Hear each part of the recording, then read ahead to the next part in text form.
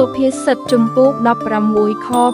9 ចិត្តរបស់មនុស្សរមែងគិតសម្រេចផ្លូវរបស់ខ្លួន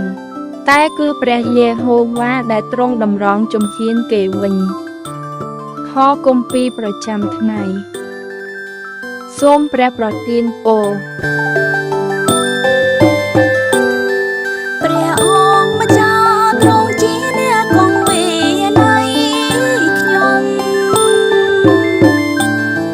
ព្រះអង្គម្ចាស់ទ្រង់ជាអ្នកគង់វេ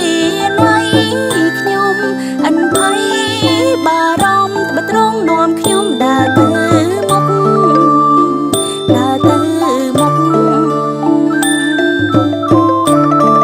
ទៅរងស្មើខ្ចីទីគ្មានសិនអ្វីនៅចាំធ្វើទុក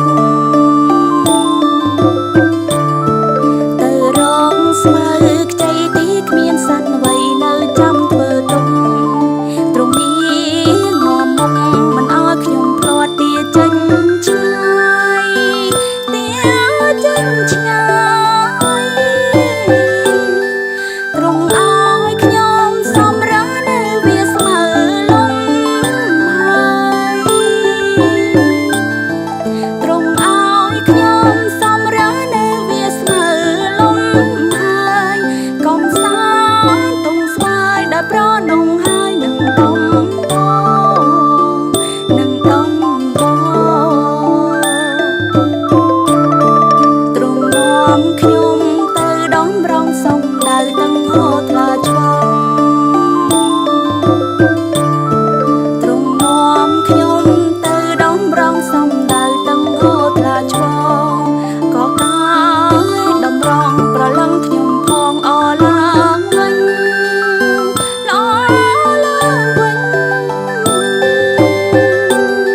ទោះសាញ់ក្ដីស្លាប់តាមជួមគាកិនប្រដេញទោះសាញ់ក្ដីស្លាប់តាមជួបគាកិនប្រដេញហុំមកជុំវិញក៏គ្មានតោម្នេញអ្វីទាំងអង្គអ្វីទាំងអង្គ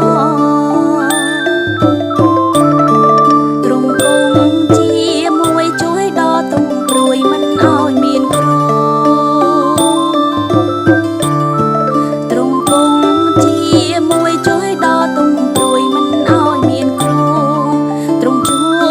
យដោយស្មោះថានាំអិនខ្ចង់ដោយកង់រណាដោយកង់រណាគឺជាព្រះគុណនិងក្ដីសម្រមេត្តាគឺជាព្រះគុណនិងក្ដីសម្រមេត្តាក្រុមព្រះ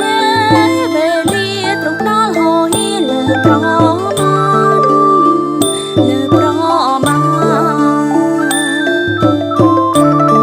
ទ្រង់ឲ្យខ្ញុំចូលទទួលទីលានទ្រង់រៀបជាថាទ្រង់ឲ្យខ្ញុំចូលទទួលទីលានទ្រង់រៀបជាថាខ្ញុំនៅសង្សារលើសួគ៌វិមានអកលអើយអកលអើយ